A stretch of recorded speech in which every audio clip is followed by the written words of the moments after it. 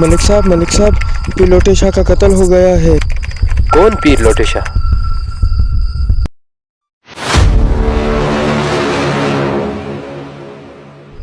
گاؤں والوں کا یہ کہنا ہے کہ قتل کسی انسان نے نہیں بلکہ ایک جن نے کیا ہے۔ میرا نام ملک صفدر حیات ہے، میں اس علاقے کے تھانے کا انچارج ہوں۔ پوری کے بیان کے حساب سے وہ جن ایک خوبصورت لڑکی پر عاشق تھا، یعنی کہ فرزانہ۔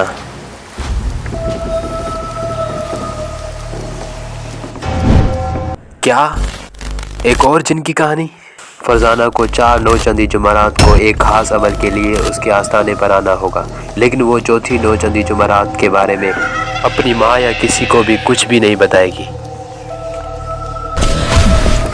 ملک صفدر حیات کے سامنے ایک نئی کہانی، ایک خوفناک جن کی کہانی جو تھا ایک خوبصورت حسینہ پر عاشق۔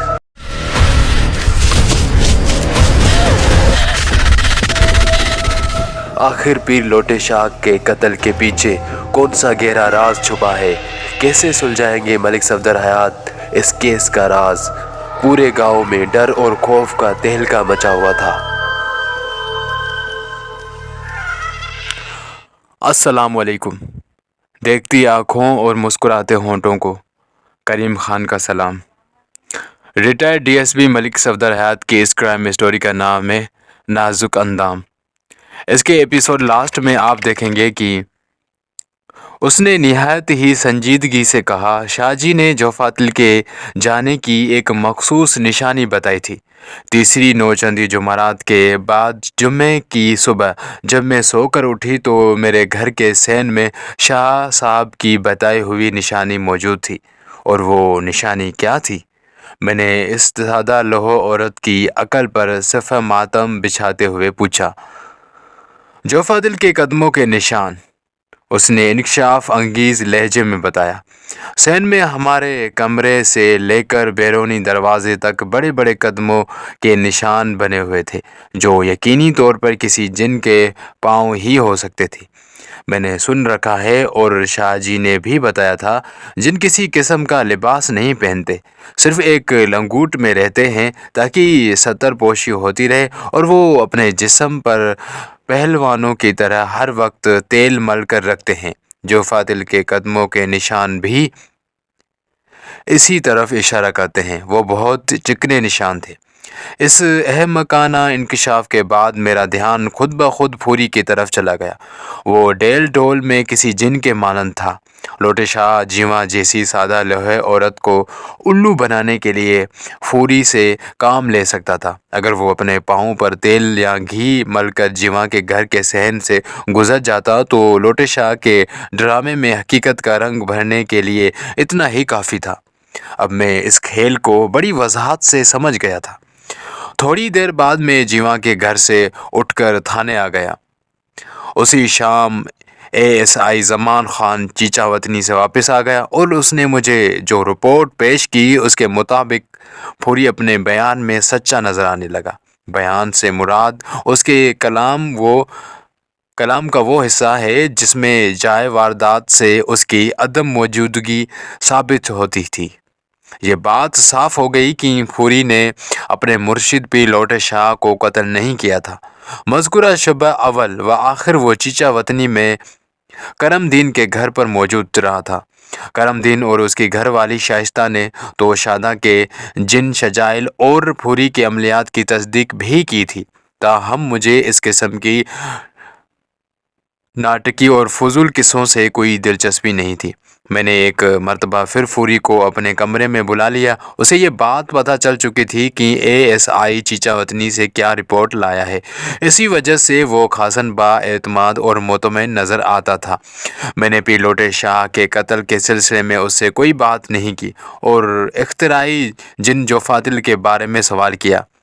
واضح رہے کہ جوفاتل اور شجائل اس کہانی کے بیان کردہ کرداروں کے نام ہیں، اس لیے میں انہیں من و عن بیان کر رہا ہوں تاکہ عوام کی ذہنیت اور فراڈ لوگوں کے کارنامے کھل کر سامنے آ سکیں، ورنہ حقیقت یہ ہے کہ میں کہانی کی جناتی قصوں سے قطعاً اتفاق نہیں کرتا۔ پھوری میں نے اپنے سامنے کھڑے مستقبل کے عامل کامل پیر کھوٹے شاہ کو مخاطب کیا۔ لوٹے شاہ کے جوفاتلی کھیل میں تم نے بڑا بھرپور کردار ادا کیا ہے۔ ذرا یہ تو بتاؤ تم نے اپنے پاؤں پر تیل ملا تھا یا گھی؟ یہ آپ کیا کہہ رہے ہیں جناب؟ وہ مصنوعی حیرت کا اظہار کرتے ہوئے بولا۔ شاید آپ کو اشارہ قدموں کے ان نشانات کی طرف ہے جو جوفاتل نے جیوا کے سین میں ڈالے تھے۔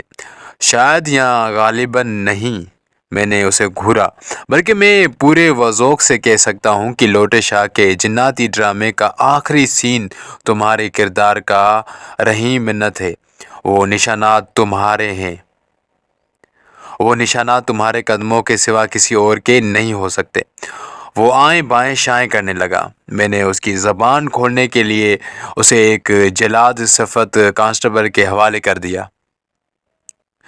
5 منٹ کے بعد اس کی گویائی کے بند کھل گئے۔ دراصل جب سے اسے معلوم ہوا تھا قاتل کی حیثیت سے اس پر سے شک جاتا رہا ہے، وہ خاصاً پر اعتماد نظر آنے لگا تھا، اس لیے اس نے خاطر مدارت کروانے کے بجائے سچ اگلنے کو ترجیح دی اور اس بات کا اقرار کر لیا کہ لوٹے شاہ المعروف بشاہ جنات کے ایمان پر اسی نے جوفاتل کے قدموں والا ڈرامہ رچایا تھا۔ سخت سردیوں کی رات میں لوگ اپنے لحاف میں دبکے پڑے تھے۔ فرزانہ اور اس کی ماں جیواں بھی کمرے سے نکلنے کا تصور نہیں کر سکتی تھی۔ چنانچہ آدھی رات کے بعد پھوڑی نے اپنے پاؤں پر گھی کی اچھی خاصی مقدار مل کر وہ اداکاری دکھائی۔ گھر کے کچے صحن میں اس کے جناتی پاؤں کے چکنے نشانات ضبط ہو گئے، جنہیں ازاں بعد جیواں اور فرزانہ نے جوفاتل نامی جن کے قدموں کے نشانات تسلیم کر لیا۔ وہ دونوں پیر لوٹے شاہ کی عقیدت میں بصیرت سے پیدل ہو چکی تھی، لہٰذا انہوں نے اپنے مرشد کی پیش گوئی کو من و عن درست تسلیم کر لیا۔ میں نے پھوری کو دوبارہ حوالات کی طرف روانہ کر دیا۔ قاتل کی حیثیت سے اس کا نام اگرچہ معدوم ہوتا جا رہا تھا، تاہم میں اتنی آسانی سے اسے چھوڑنے کا ارادہ نہیں رکھتا تھا۔ ابھی اس سے بہت سا حساب باقی کرنا تھا۔ آئندہ روز میں زمان خان کو لے کر پھر اس مہم پر روانہ ہو گیا۔ پہلے ہم جیواں کے گاؤں پہنچے۔ ارادہ یہی تھا کہ معلوم کیا جائے اس کی بیٹی فرزانہ چک 34 سے لوٹی ہے یا نہیں۔ پیر لوٹے شاہ کے قتل کے معاملات کو فرزانہ کی مدد اور تعاون کے بغیر سمجھا نہیں جا سکتا تھا۔ چک 34 کا رخ کرنے سے قبل فرزانہ کے گاؤں میں جھانک لینا ضروری تھا۔ جیواں کے گھر سے پتہ چلا فرزانہ ہنوز اپنے چاچے غفار علی کے پاس تھی۔ ہم اس گاؤں سے نکل کر چک 34 کے جانب بڑھ گئے۔ ASI زمان نے ایک صحت مند اور چاق و چوبند گھوڑے والے تانگے کا بندوبست کر لیا تھا، جس کا چوان بھی خاصا تندرست اور زندہ دل تھا۔ ہم گاؤں سے باہر نکلے ہی تھے کہ سامنے سے چودھری فیروز دین گھوڑے پر سوار آتا نظر آیا۔ اس کے ساتھ 2 خدمتگار نما مصاحب بھی تھے۔ آمنا سامنا ہونے پر ہماری الیک سلیک ہوتی رہی۔ رسمی باتوں کے بعد چودھری نے پوچھا، تھانے دار صاحب، کیا آپ شاہ جی کے قاتل کو گرفتار کرنے میں کامیاب ہو گئے؟ اگر میں نے یہ کارنامہ انجام دے لیا ہوتا تو یقیناً آپ بے خبر نہ ہوتے۔ میں نے بھی مبہم سا جواب دیا۔ پھر آپ کو مجھ سے پوچھنے کی ضرورت محسوس نہ ہوتی۔ وہ میری اس چوٹ کو خندہ پیشانی سے سہ گیا اور گمبھیر آواز میں بولا، ملک صاحب، آپ خواہ مخواہ اپنا وقت ضائع کر رہے ہیں۔ شاہ جی کو جوفاتل نے قتل کیا ہے، آپ اسے تو گرفتار نہیں کر سکتے، البتہ یہ ہو سکتا ہے اسی کوشش میں آپ کسی بے گناہ کو بلی چڑھا دیں گے۔ کوئی نہ کوئی کارروائی تو ڈالنا ہے نا۔ چودھری کی اس طنز نے مجھے سلگا کر رکھ دیا۔ میں نے تپتے ہوئے لہجے میں کہا، چودھری صاحب، آپ دیکھ لینا، میں بہت جلد لوٹے شاہ کے قاتل کو منظر عام پر لے آؤں گا۔ اس سلسلے میں کامیابی کے بہت قریب ہوں۔ انشاءاللہ چند روز میں آپ کے کان یہ خوشخبری سنیں گے۔ مجھے پتہ چلا ہے آپ نے شاہ جی کے خادم پھوری کو تھانے میں بند کر رکھا ہے۔ خدا کا خوف کرے تھانے دار صاحب، اس نے مجھے عجیب سی نظر سے دیکھا۔ ایسی بابرکت ہستیوں کے ساتھ یہ سلوک آپ کے لیے نقصان دہ ثابت ہوگا۔ میں اپنا نقصان بخوبی سمجھتا ہوں چودھری جی۔ میں نے جواباً اکھڑے ہوئے لہجے میں کہا، پھوری کتنا بابرکت اور پہنچا ہوا ہے، یہ راز بھی کھل چکا ہے۔ میں نے اسے خواہ مخواہ بند نہیں کر رکھا۔ وہ کیا لوٹے شاہ کے قتل کی تفتیش کے لیے میں ایسے درجن بھر مشتبہ افراد کو بھی حراست میں لے سکتا ہوں، اور وہ بھی بلا تخصیص اعلیٰ و ادنیٰ۔ اس پکڑ دھکڑ میں کمی کمین اور جاگیردار میں کوئی تمیز نہیں کی جائے گی۔ چودھری فیروز الدین ماندانہ نظر سے مجھے گھور کر رہ گیا۔ میں نے کوچوان کو تانگا آگے بڑھانے کا حکم دیا اور ہم چودھری کو وہیں چھوڑ کر چک 34 کی طرف روانہ ہو گئے۔ چودھری فیروز الدین کے ساتھ میں نے خاصی ترش و تلخ مکالمت کر ڈالی تھی، اور مجھے اس بات کے متعلق پرواہ نہیں تھی کہ وہ میری ان باتوں کا کیا اثر کرے گا۔ فرض کی ادائیگی سب سے اہم اور مقدم تھی، باقی باتیں فروعی حیثیت کی حامل تھیں۔ غفار علی زمیندار کا گھر تلاش کرنے میں ہمیں کسی دشواری کا سامنا نہیں ہوا۔ وہ چک 34 کا ایک معروف شخص تھا۔ غفار سے رسمی علیق سلی کے بعد میں نے فرزانہ کو طلب کر لیا۔ غفار علی ہماری آمد سے خاصاً الجھ گیا تھا، لیکن ظاہر ہے قانون کی مخالفت اس کے بس کی بات نہیں تھی، اس لیے تعاون پر مجبور ہو گیا۔ میں نے اس پر واضح کر دیا کہ وہاں ہماری آمد کا مقصد کیا تھا۔ وہ فرزانہ کے لیے خاصی تشویش میں مبتلا تھا، تاہم اس نے میری ہدایت کے مطابق فرزانہ کو انٹرویو کے لیے میرے پاس بھجوا دیا۔ فرزانہ کی عمر 18 اور 20 کے درمیان رہی ہوگی۔ وہ ایک صحت مند اور جوانی سے بھرپور لڑکی تھی۔ میں نے گھما پھرا کر اس سے درجنوں سوالات کیے، جن میں جوفا دل، چوتھی نوچندی جمعرات، مغرب کے بعد آستانے پر جانا، جوفا دل کے قدموں کے نشانات اور پیر لوٹے شاہ کے قتل، سب کچھ شامل تھا۔ وہ بہت دائیں بائیں کرتی رہی، تاہم میری تھانے دارانہ تفتیش کے سامنے وہ زیادہ ٹھہر نہ سکی۔ جب میں نے اسے دروغ گوئی کی سنگین ترین نتائج کی دھمکی دی تو وہ تعاون کے لیے آمادہ ہو گئی۔ میں نے اندھیرے میں تیر چھوڑتے ہوئے اسے ڈرانے کے لیے کہا تھا کہ میں نے جائے وقوع اور اعلیٰ قتل پر سے فنگر پرنٹ حاصل کر لیے ہیں۔ اب میں اس کی انگلیوں کے نشانات لوں گا، پھر دودھ کا دودھ اور پانی کا پانی ہو جائے گا۔ وہ میری اس دھمکی سے ڈر گئی اور اس نے چوتھی نوچندی جمعرات کو لوٹے شاہ کے آستانے پر جانے کا اقرار کر لیا۔ یہ اقرار گویا اس کا اقبال جرم تھا۔ پیر لوٹے شاہ کو فرزانہ ہی نے قتل کیا تھا۔ اقرار جرم کے بعد فرزانہ نے روحاں سے الفاظ میں مجھے جو ستم گر روادار سنائی، میں یہاں اس کا خلاصہ پیش کر رہا ہوں تاکہ پڑھنے اور سننے والے ہوشیار ہو جائیں۔ یہ ایک داستان عبرت ہے اور سبق آموز کہانی تھی جو لوٹے شاہ جیسے معاشری ناسوروں کی نقاب کشائی کرتی ہے۔ وہ اپنی بیٹی فرزانہ کی شادی اپنے بھائی کے بیٹے طفیل کے ساتھ کرنا چاہتی تھی، مگر طفیل اپنی کرتوتوں کی طفیل فرزانہ کو ایک آنکھ نہ بھاتا تھا۔ وہ اپنے چچا کے بیٹے ایوب کو پسند کرتی تھی۔ اس نے اس رشتے کے خلاف کمزور سا احتجاج بھی کیا، مگر بات نہ بن سکی۔ مایوسی اور دل شکستگی اسے پیر لوٹے شاہ کے آستانے پر لے گئی۔ اس نے سن رکھا تھا لوٹے شاہ بہت پہنچا ہوا عامل ہے۔ پہلی مرتبہ وہ اکیلی شاہ جنات کے پاس گئی۔ لوٹے شاہ نے اس کا مسئلہ سنا اور کہا، تم بے فکر ہو جاؤ، ہمارے عمل سے تمہاری بگڑی بن جائے گی، لیکن اس کے لیے تمہیں ہمارے مشوروں پر عمل کرنا ہوگا۔ فرزانہ نے لوٹے شاہ کی بات ماننے کا وعدہ کیا اور پوچھا کہ اس کے عمل سے وہ اپنے من کی مراد پا لے گی نا؟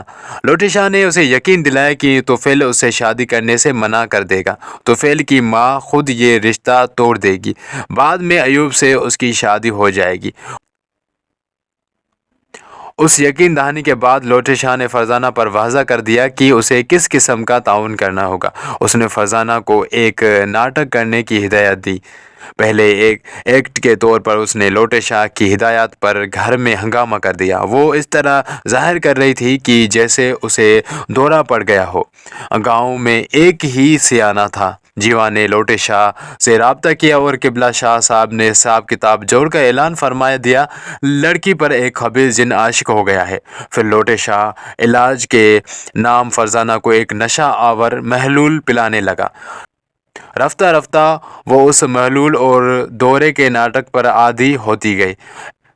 اس جنونی کیفیت کے دوران میں فرزانہ نے توفیل کی ماں کو بھی دھکا دے کر دیوار سے ٹکرا دیا تھا، جس کے نتیجے میں وہ لوگ اس رشتے سے دستبردار ہو گئے۔ فرزانہ خوش تھی کہ لوٹے شاہ نے ایک چال چلی اور فرزانہ سے کہا کہ اس دوران میں جو فاضل نامی ایک جن واقعی اس پر فریفتہ ہو چکا ہے، اور اگر اب اس نے کسی سے شادی کرنے کی کوشش کی تو وہ خبر جن اس کے ہونے والے شوہر کو ختم کر دے گا۔ فرزانہ نشہ آور محلول پی کر دیوانگی کا ناٹک کر کے ذہنی اور جسمانی طور پر کافی کمزور ہو چکی تھی، پھر لوٹے شاہ کو ایک طاقتور عامل بھی تسلیم کر چکی تھی، اس لیے اس کی بات پر یقین کرنے کے سوا کوئی اور چارہ نہیں تھا۔ اس نے گھبرائے انداز میں لوٹے شاہ سے پوچھا، اب اس جن سے کس طرح نجات ملے گی؟ ہم دلائیں گے تمہیں نجات، لوٹے شاہ نے پورے یقین سے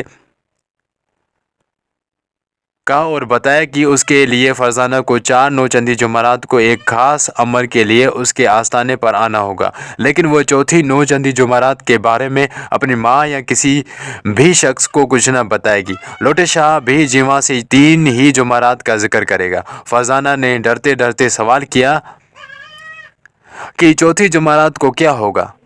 لوٹے شاہ نے گمبھیر انداز میں بتایا، پہلی نوچندی جمعرات کو ایک مخصوص عمل سے تمہارا جن اتاریں گے، اس کے بعد تم بھلی چنگی ہو جاؤ گی، لیکن اس کے بعد بھی یہ خدشہ موجود رہے گا کہ جو فاتل تم پر دوبارہ سوار ہو جائے۔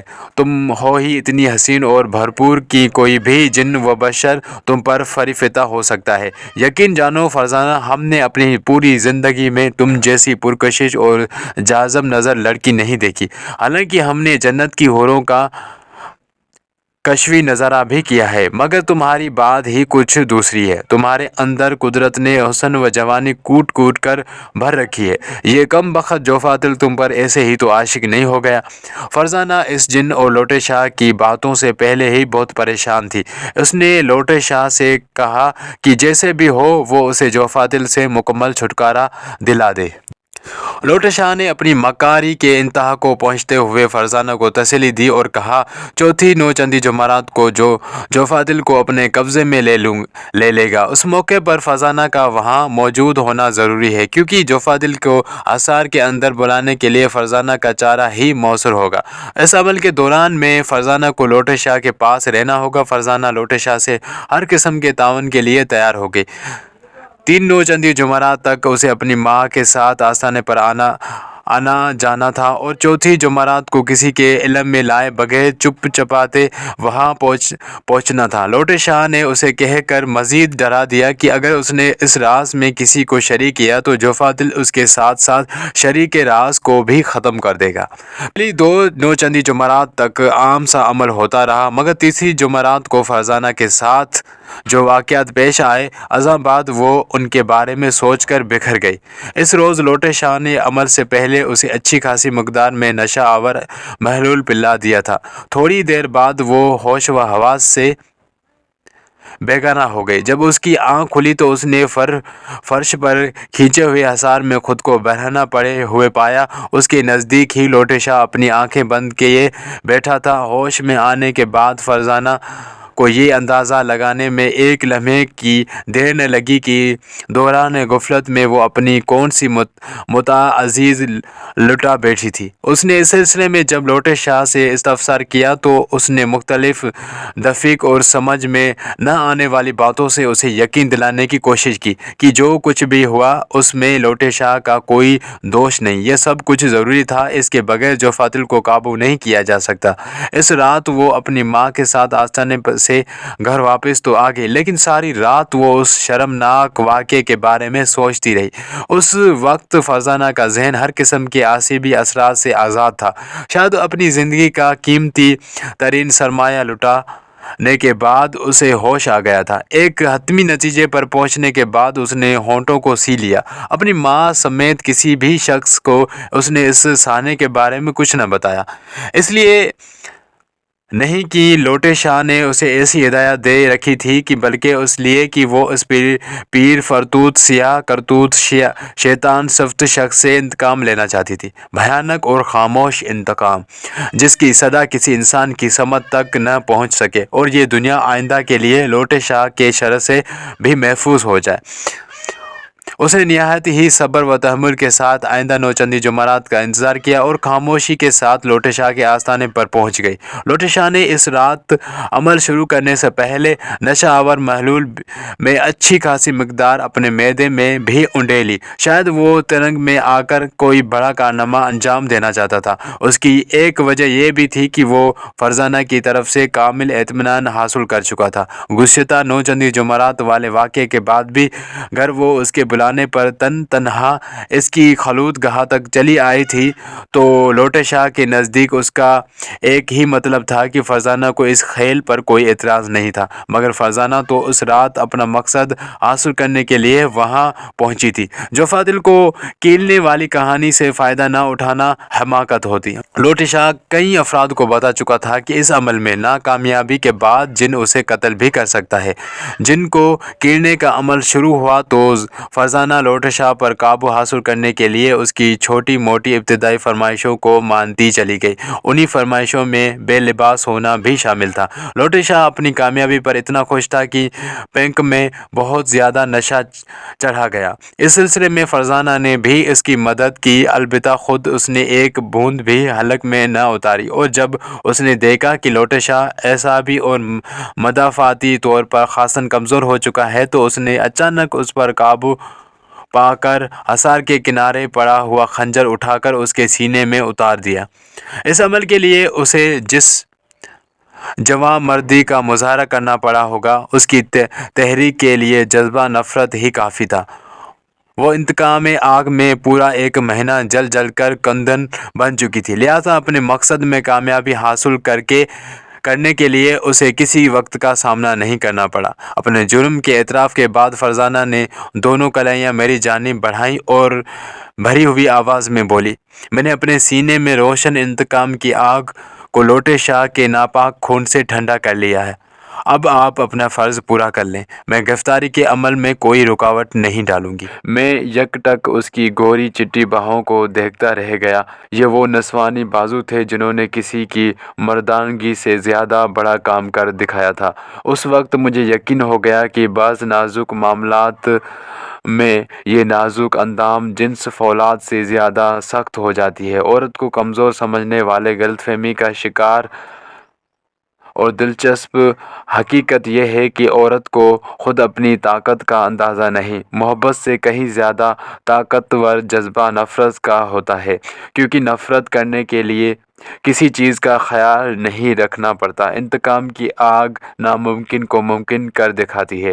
عورت کو اگر اپنی ضد کی قوت کا اندازہ ہو جائے تو وہ اینٹ پر کھڑی ہو کر ماؤنٹ ایوریسٹ سے ٹکرانے سے بھی درگ نہیں کرے گی۔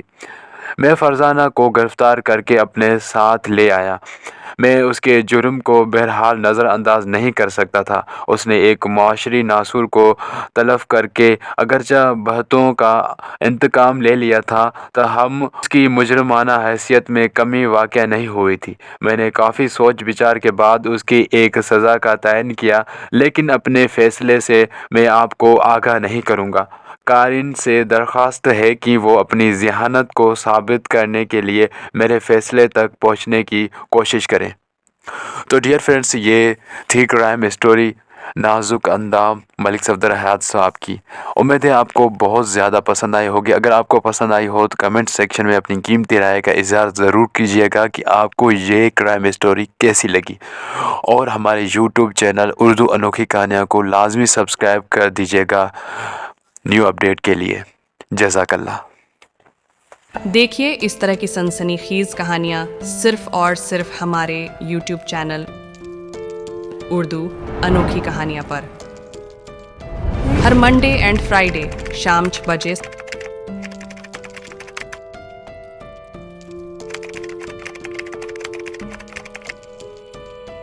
سبسکرائب کریں ہمارا YouTube channel for latest update. السلام علیکم۔